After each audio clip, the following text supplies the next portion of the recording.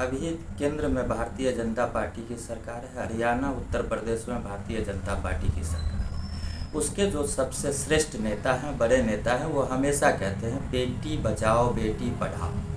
कभी कभार वो यानी टंग स्लिप ऑफ टंग होके कुछ और बोल देते हैं, ये अलग बात है। लेकिन बेटी बचाओ बेटी पढ़ाओ, देश की 9 बेटियां जो अंतर्राष्ट्रीय स्तर पे देश का झंडा को बुलंद किया है, और वो बेटियां भाजपा के एक बड़े नेता के खिलाफ जंतर मंतर पे इतने दिनों से धरना पे बैठी हुई है, और देश के वो शीर्ष नेता जो बेटी बचाओ बेटी पढ़ाओ का नारा देते हैं, वो कर्नाटक में बजरंगबली पे जो है प्रचार कर रहे हैं। और बजरंगबली के सबसे सच्चे भक्त पहलवान ही होते हैं, ब्रह्मचर्य होते हैं। और पहलवान, देश का पहलवान धरना पे बैठा हुआ है और वो जय बजरंगबली का नारा दे रहा है।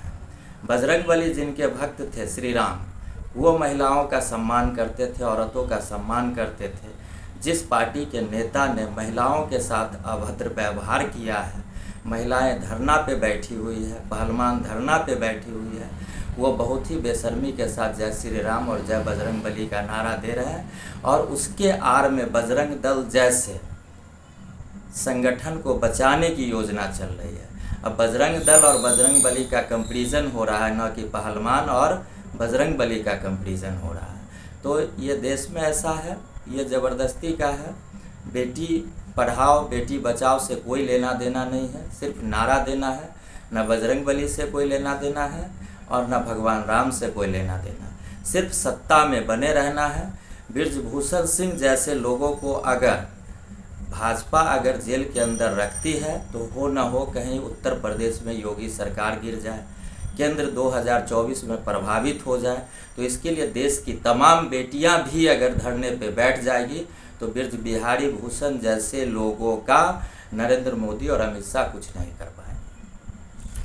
बृजभूषण की गिरफ्तारी नहीं हो रही है, वो कह रहे हैं कि प्रधानमंत्री बोल दें, अमित शाह बोल दें, जेपी नड्डा बोल दें तो इस्तीफा दे देंगे।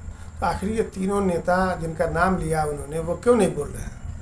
बृज बिहारी सिंह जो है वो राजपूत जाति से आते हैं, उनका दबदबा उत्तर प्रदेश में है। तो ये चाहते हैं जो इस जाति का जो वोट बैंक हमारे साथ है वो खिसके नहीं, और उस वोट बैंक के चक्कर में ये बृज बिहारी को कुछ नहीं कर सकते हैं। ये उसी जाति के नेताओं पे इनका प्रहार होगा या बुलडोजर चलेगा जो जाति इनके खिलाफ खड़ी है, जो इनके साथ खड़ी है। उनके लोग कुछ भी करें, सभी चलेगा।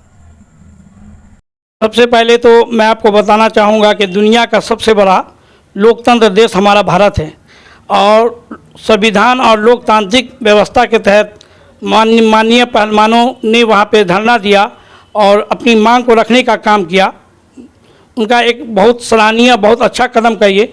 मगर जिस तरह से बृजभूषण जी ने उनके साथ उनको मानसिक आर्थिक तौर से उनका शोषण किया है, उनको परेशान करने का काम किया जा रहा है, और जब एफआईआर हो गई है तो पुलिस के द्वारा जो है उनको नहीं गिरफ्तार करना कहीं से जो है लोकतंत्र व संविधान का शुभ संकेत नहीं है।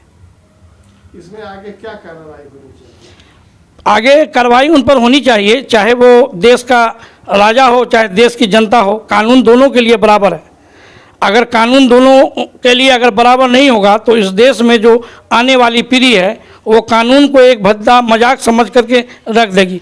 इसलिए मैं आपके मीडिया के माध्यम से मैं चाहूँगा कि बृजभूषण सिंह की गिरफ्तारी हो, और माननीय पुलिस कप्तान और वहाँ के जो भी पुलिस के वरिष्ठ अधिकारी हैं उनसे भी मैं मांग करता हूँ, डीजीपी और वहाँ के आईजी डीआईजी से, कि उनकी जो है अविलंब गिरफ्तारी हो, जिससे उन लोगों को समय पर इंसाफ मिल पाए।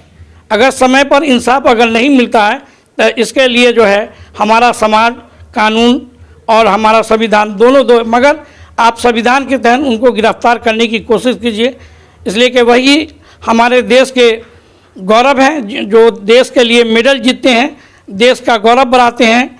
तो मैं चाहूँगा आपके मीडिया के माध्यम से कि उनकी गिरफ्तारी जो है 24 घंटे में किया जाए, यही हमारी मांग है।